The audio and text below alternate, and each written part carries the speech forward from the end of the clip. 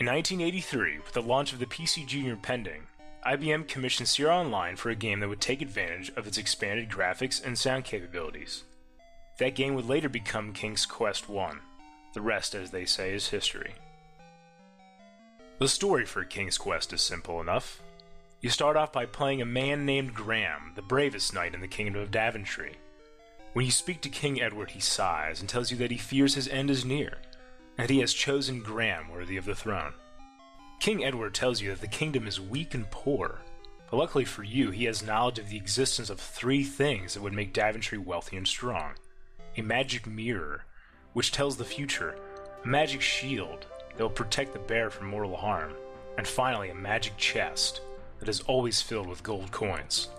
The king then sends you off to find these items, and if you succeed, you will inherit the throne. Roberta implemented a point system. For finding certain objects or making different choices, your points will increase. In each of the King's Quest games, there are several different ways you can achieve your goals. Depending on what you choose to do, this will alter the game going forward. The main character always plays on the side of that which is right and fair. Going with a more intricate or non-lethal solution will often grant you more points. For example, on the way to finding the magic mirror, there is a dragon guarding it. You have 2 options. 1, you can throw the dagger and kill him, or 2, you can throw water in his mouth. Not only will the second option grant you more points, but it gives you an alternate way to escape the cave, where if you threw the dagger, you would have to climb back up the well. Roberta enjoyed reading fairy tales, specifically Andrew Lang's fairy books. The King's Quest series is filled with creatures and characters from various fairy tales, folklore, mythology, and classic literature. In fact, many of the puzzle solutions are inspired by these very tales. Players with knowledge of the stories beforehand have a huge advantage, and for the player's sake, I hope they do know at least one story: Rumpelstiltskin. Later in the game, you come across a character who has an item that you need to continue, and he's only giving you 3 guesses to get his name right. If you saw him and figured his name would be Rumpelstiltskin, you'd be right. On second thought, you're actually wrong. I cannot imagine the frustration that players had before the days of Google.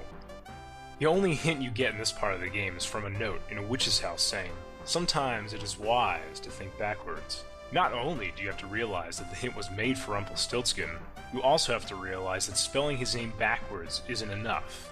What you actually need to do is reverse the entire alphabet. A would become Z, B would become Y, C would become X, so on and so forth, making his name Ifin Kov Grogfrum. Wow, gamers of today have it very easy. It is worth noting that in the 1990 SCI remake, they didn't make you reverse the alphabet. You only had to spell it backwards. After obtaining and planting the beans we received from Rumpelstiltskin, a giant beanstalk appears before our eyes. This might be the second most frustrating part of the game, as it's very tricky to climb. It's not as simple as just typing "climb beanstalk." You actually have to use the arrow keys to climb it yourself. This is definitely a spot where you're going to want to save after a couple of steps, because one wrong move, and you'll fall to your death.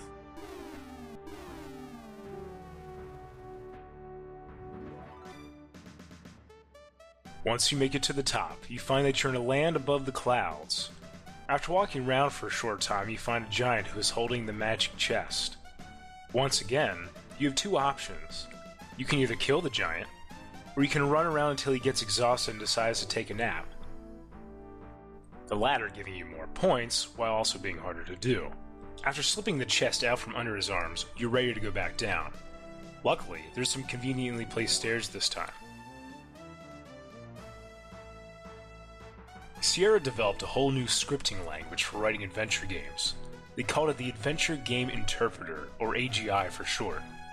The ability to walk behind and in front of objects was a new feature to games of this genre, as was the ability to swim and jump.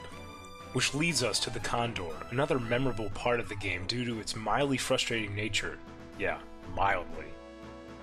The Condor flies all around the screen, and you have to position yourself under him and jump at just the right time.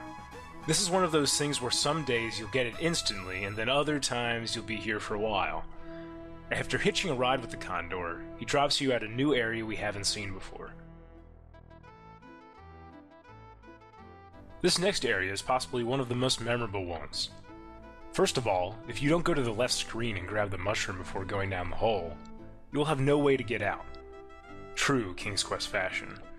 But it's also memorable for the next few scenes. There's a giant rat blocking a door, and leprechauns guarding their king. Thankfully, both have easy solutions. After getting past all of that, and the king of the leprechauns leaves, you're free to grab the scepter and magic shield. And that's it. We now have all 3 items and can give them back to King Edward.